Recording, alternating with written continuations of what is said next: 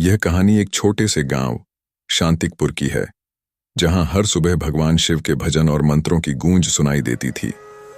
इस गांव के निवासी अत्यंत भक्तिमान थे और यहाँ का प्रमुख देवालय महादेव का मंदिर था। इस मंदिर के मुख्य पुजारी आचार्य विद्याधर अपने धर्म और कर्तव्यों के प्रति अत्यंत समर्पित थे। वे प्रतिदिन भगवान शिव की आराधना में लीन रहते थे और गांव के लोगों को शिव भक्ति की महिमा के बारे में बताते थे। एक दिन जब आचार्य विद्याधर भगवान शिव की आरती कर रहे थे, तब एक अजनबी रघुनाथ मंदिर में प्रवेश करता है। वह गरीब और निराश्रित था, परंतु उसकी आंखों में एक विशेष चमक थी। आचार्य ने उसे प्रेम पूर्वक मंदिर में स्वागत किया और उसकी व्यथा पूछी। रघुनाथ ने बताया कि वह अपने जीवन में अनेक कष्ट झेल चुका है और अब उसे केवल भगवान शिव की कृपा पर विश्वास है। रघुनाथ की कहानी अत्यंत मार्मिक थी। वह एक निर्धन किसान था, जिसने अपने परिवार को पालने के लिए दिन रात मेहनत की थी। उसके पास एक छोटी सी जमीन थी, जिसे वह पूरी निष्ठा से जोतता और खेती करता था। एक बार भयंकर बाढ़ ने उसकी सारी फसल नष्ट कर दी और वह पूरी तरह से निराश हो गया। उसी समय उसकी पत्नी का भी निधन हो गया और वह अपनी छोटी बेटी के साथ अकेला रह गया। रघुनाथ ने बहुत प्रयास किए, परंतु किसी भी प्रकार से उसकी स्थिति में सुधार नहीं हुआ। उसने गांव-गांव जाकर सहायता मांगी, परंतु उसे केवल निराशा ही हाथ लगी। एक दिन किसी ने उसे बताया कि भगवान शिव की आराधना करने से सभी कष्ट दूर हो सकते हैं। यह सुनकर रघुनाथ ने शांतिकपुर के मंदिर का रुख किया।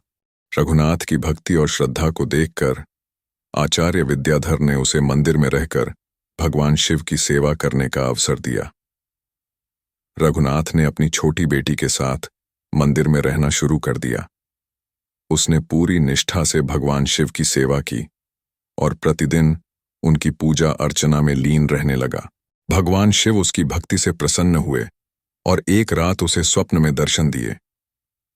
भगवान शिव ने उसे आशीर्वाद देते हुए कहा, रघुनाथ, तुम्हारी भक्ति से मैं अत्यंत प्रसन्न हूं। तुम्हारे सभी कष्ट शीघ्र ही समाप्त हो जाएंगे। अपने मन में धैर्य और विश्वास बनाए रखो।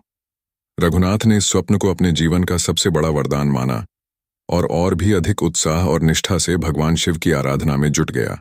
कुछ ही दिनों में रघुनाथ के जीवन में चमत्कारिक परिवर्तन आने लगे। गांव के कुछ धनी व्यक्तियों ने उसकी सहायता की और उसे खेती के लिए आवश्यक साधन उपलब्ध कराए। उसकी फसल इस बार बहुत अच्छी हुई और उसे आर्थिक संकट से मुक्ति मिल गई। रघुनाथ ने भगवान शिव के प्रति अपनी कृतज्ञता व्यक्त की और पूरे गांव को उनकी कृपा का साक्षी बनाया। धीरे धीरे रघुनाथ की कथा पूरे गांव में फैल गई और लोग भगवान शिव की महिमा का गुणगान करने लगे। शांतिकपुर का मंदिर और अधिक प्रसिद्ध हो गया और दूर दूर से भक्त यहाँ आने लगे। आचार्य विद्याधर ने इस अवसर का उपयोग करके भगवान शिव की कृपा और उनकी भक्ति के महत्व के बारे में लोगों को बताया।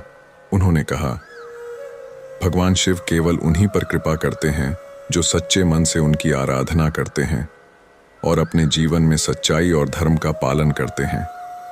रघुनाथ की कहानी हमें यह सिखाती है कि यदि हमारा विश्वास और भक्ति अटूट है, तो भगवान शिव हमारी सभी कठिनाइयों को दूर कर सकते हैं।